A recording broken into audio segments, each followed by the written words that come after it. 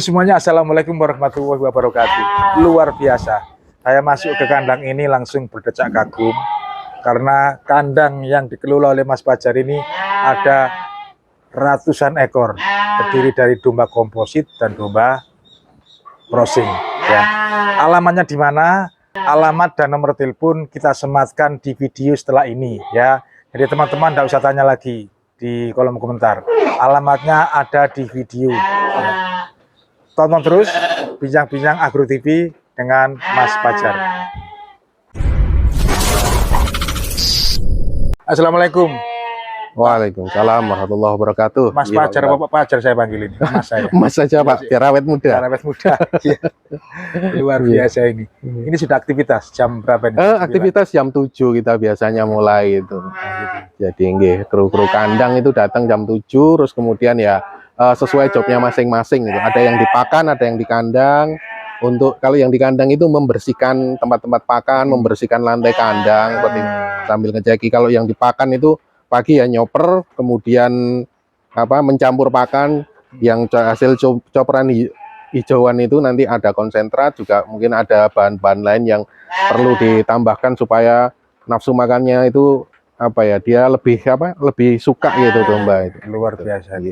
Mas, di kandang ini ada berapa banyak dombanya? Kalau untuk saat ini insya Allah ada sekitar 400-an, 400 ekor ya. Itu domba apa? Komposit yang apa? Di sini masih ada sisa komposit, Garut, lokal itu yang periode-periode awal. Gitu. Kemudian yang paling banyak itu cross texel. Cross texel. Ya. Ada berapa banyak? Kalau cross texel ini ya sekitar 300-an. Ya, yang campuran tadi masih 100-an ekor itu campur periode awal, karena di awal itu dulu memang kan masih trial, Bang. Jadi kita nyoba dari segala jenis domba itu, Garut, lokal, komposit, kemudian cross merino dan cross texel itu seandainya kita mau perbaikan genetik dengan pejantan yang unggul, entah itu pejantan yang full blood impor itu atau yang mungkin FF1 itu yang terbaik mana, ternyata di kami itu yang ketemu kok cross texel, akhirnya yang dikembangkan cross texel. Luar biasa. Mas, surat rahasianya peternak domba seperti Anda sukses ini gimana? Yang penting itu ya pertama kita harus menguasai dulu, memahami seluk-beluk peternakan ya. Jadi kita harus belajar lah, banyak belajar dulu. Kemudian awal sebelum ternak kan harus pasti punya kandang. Jadi kita bisa tahu konsep kandang yang paling efisien itu seperti apa, karena tentu beda kandang kalau untuk fattening istilahnya penggemukan dengan untuk breeding kan pasti beda. Gitu, konsepnya harus disesuaikan ya. Iya betul. Nah. Jadi kita kalau untuk breeding kita kan sistemnya koloni. Nah, kalau domba itu kan dia suka koloni. Jadi yang paling mudah, paling efisien itu ya dengan luasan tertentu, dengan standarnya kalau domba kan untuk induk anak itu paling tidak 1,5 meter persegi. Seperti apa Mas contohnya? Ya contohnya seperti ini. Ini? Iya. Kalau ini kan jadi luasan seperti ini 3 kali 7 ini. Ini kesananya 7 ya? Iya, kesananya 7. Lebarnya 3. Lebarnya 3. Ini paling tidak ini seperti ini kan untuk 30 ekor bisa Pak. 30 ekor? Iya, ini populasinya 30 ekor. Iya, nanti kalau jantannya itu kita gilir Pak kalau di sini. Untuk efisiensi biaya beli pejantan. Jadi kita pernah terapkan di sini itu satu pejantan itu harus bisa membuai 200 ekor betina. Bisa? Bisa. Luar biasa. Katanya itu maksimal 30 ekor. Tergantung sistemnya Pak. Teorinya gitu. Ya itu kan nanti seiring waktu Pak. Begitu. Memang kadang-kadang di teori itu ketika kita praktekkan nanti pasti ada muncul ide-ide yang itu bisa kita jalankan dan ternyata itu lebih lebih menguntungkan dan itu lebih efektif, efisien istilahnya untuk itu. Jadi konsepnya kalau di sini itu pejantan itu digilir ketika habis makan pagi dari kotak yang pertama misalkan, itu kan ada 8 kotak. Jadi dari kotak yang pertama itu kita pantau dia 15-20 menit. Ketika di situ ada yang birahi, mereka akan ada dialog lah antara betina dan jantan itu, kemudian kawin. Kalau enggak, kemudian kita pindahkan yang jantan tadi ke kotak berikutnya. Ya, cari yang cocok gitu ya? Iya, terus karena kan jumlah sekian banyaknya nggak mesti bersamaan birahinya, pasti beda-beda. Berarti kandangnya harus koloni ya? Iya, koloni. Sistem koloni. Kalau 7 meter kali 3 meter diisi 30 ya. 30 ini. Itu aja 30. 30. Itu untuk crossing maupun untuk komposit. Iya, sama aja Komposit sih itu sebenarnya. lokal. Iya, kalau jenis itu sama aja. Kandangnya apakah seperti punya sampean ini, ya kayak gini nih? Iya.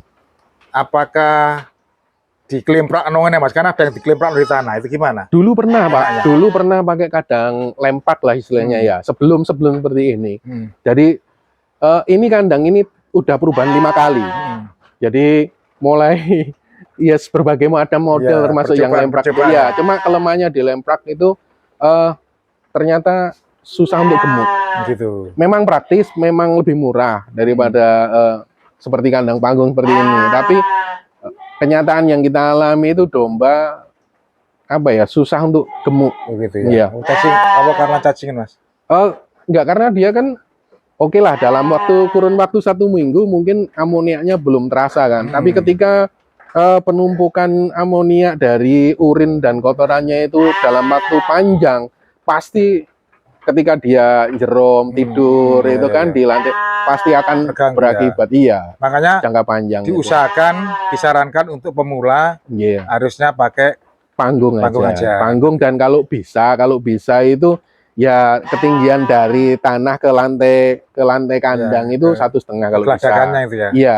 Tapi kalaupun tidak bisa ya minimal 1 meter. Yang penting panggung ya. Karena kalau menurut teori itu kan batas aman itu jarak lantai kandang ke tanah itu kan 80 cm. Cuma kan namanya orang kadang karena kesibukan tidak bisa bersihkan tiap hari, mungkin berkala, jadi lebih aman itu kalau lebih tinggi. Ya, jadi kita punya jangka waktu membersihkan itu agak lama. Harus kandang Anda ini kan terbuka begini. Yeah. Ini memangnya gak ada modal kasih dinding apa memang begini modelnya? Ya, pertama memang Gitu. Dengan ala kadarnya Pak ya. Ini kan bahan-bahannya juga nebangin beli kayu-kayu jadi dari sini sih di sendiri. Nah, cuma memang untuk bantu sirkulasinya Pak. Memang harus sebaiknya begini. Iya, sirkulasinya sebaiknya terbuka begini ya. Daripada dikasih dinding rapat. Kalau tertutup kenapa? Kalau tertutup otomatis kan ya itu tadi penguapan amoniaknya juga sirkulasi kan. Iya, pergantian udaranya juga. Nah, mereka padahal breeding ini kan untuk jangka panjang, beda sama pengemukan. Gampang sakit ya. Iya. Kandang. Terus dari segi pakan, Anda pergunakan pakan apa? Kalau untuk pakan kami pagi gitu ya, jam 7 pagi itu awal itu pakai penguat konsentrat seperti ini.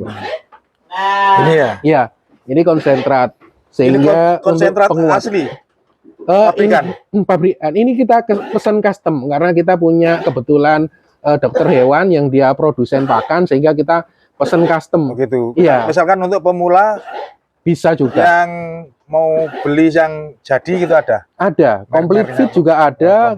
Iya, complete fit. Jadi kalau complete fit kan nggak perlu serat. Kalau ini kita selain konsentrat habis itu nanti disusul seperti ini. Ini jam berapa kasih makan? Ini pertama jam 7 pagi. Pertama kali kasih makan ini. 10 ekor domba butuh berapa banyak? Kalau untuk ini kan pembantu ya, penguat. Paling per hari per ekor domba itu cuma 3 on aja. 3 on. 3 iya, on itu kalau untuk konsentrat. Sakmin ya? Oh, kalau itu ya lebih banyak Pak. Lebih banyak. 2 gegem, 3 gegem gitu. Iya, 3 gegem lah. 3 gegem. Nah, setelah pagi kasih konsentrat. Iya. Kemudian kalau siang nanti seperti ini. Kalau dikasih ini. Nih, campur apa itu Mas? Ini rumput sudah campuran sebenarnya sama konsentrat juga, tapi konsentrat ini karena untuk induk-indukan yang beranak, ya. Sehingga ini konsentratnya yang khusus untuk sapi perah sebenarnya. Oh, gitu. Ini sudah melalui proses fermentasi? Ini kita tidak pakai Pak, karena memang iya langsung. Jadi apa komposisinya? Ini komposisinya sebenarnya pakcong aja. Pakcong sama konsentrat aja? Iya, pakcong sama konsentrat aja. Perbandingannya ya 30-70 Pak. 70-nya ini, iya, 70-nya rumput. Oh, rumput. Gitu. Iya, jadi ngarit dicoper ya. Iya, jadi ngarit kemarin, dicopernya pagi ini. Makanya berapa kali? Di sini pagi sama sore aja. Sore. Jadi ya. Terus dari segi pencegahan penyakit Mas? Oh, kalau pencegahan penyakit ya pertama ini Pak, kita selalu sedia ini. Nah, kita selalu sedia ini obat-obatan ini. Jadi PPK iya, jadi awal datang itu kan dicukur semua. Lah kemudian kalau dulu itu kan awal datang dari apa? Iya, datang gitu pokoknya masuk kandang itu pasti paling enggak besoknya atau 2 hari itu sudah harus dicukur dulu. Kemudian kalau dulu itu kan harus injeksi. anti parasit, cacing. Taman Ini banyak yang belum tahu Pak, tapi ini sebenarnya apa? Lebih efisien dan membantu.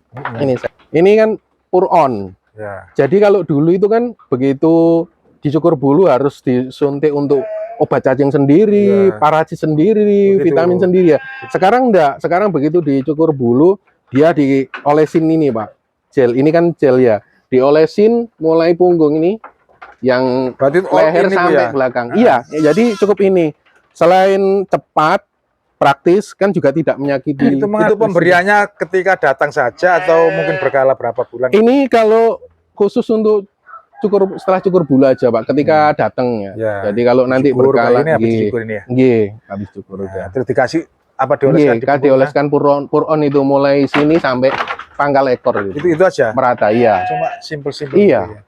Ya, Oh, makanya gitu. peternakan itu kan selalu ada inovasi baru dan gitu, kita harus update gitu Heeh. dari teman karena untuk memudahkan kita sendiri. Ya. Ya, seperti Penyakit yang paling sering dialami domba-domba dan untuk peternak pemula itu apa, Mas? paling sering mata, Pak. Ya, ini kayak ini contohnya. Nah, ini kan ya ada. Ada pesan itu. Iya, yang ada pesana itu. Nah, itu kan kelihatan itu. Itu. Karena domba itu mudah kena iritasi dia. Yang paling sering itu. Cara mengatasi Biasanya kita pakai ini, pakai genuine. di samping penyakit mata apa lagi? Yang paling banyak ya mencret itu biasanya. Mencret itu cuma kan Penyebabnya apa? penyebabnya biasanya di pencernaan. Kalau ada yang mencret itu kita evaluasi di pakan. Jadi dari satu kotak ini yang mencret berapa gitu. Kalau yang satu atau dua berarti personal di ternaknya. Ya. Nah, itu kita perhatikan mungkin dia ada kelainan apa. Tapi kalau banyak Rata, berarti pakan. pakannya. Oh gitu ya, Iya. kesimpulannya. Iya. Obati. Ya, obatnya di sini ya banyak Pak. Iya. Pakai diapet itu juga Bisa ya? bisa, iya. Itu dari segi Segi manusia. pencegahan ya. Vaksinnya Iya. gimana, Mas? Perlu nggak vaksin? Kalau vaksin kita misalkan dari dinas ada dan disarankan ya tetap Pak, tetap kita ngikuti aja yang dari dinas. Tapi selama ini sih kita seperti itu aja sih konsepnya tadi. Iya, jarang kita nyuntik kecuali kalau kasus-kasus khusus yang harus memang Gitu. perlu segera penanganan cepat itu baru.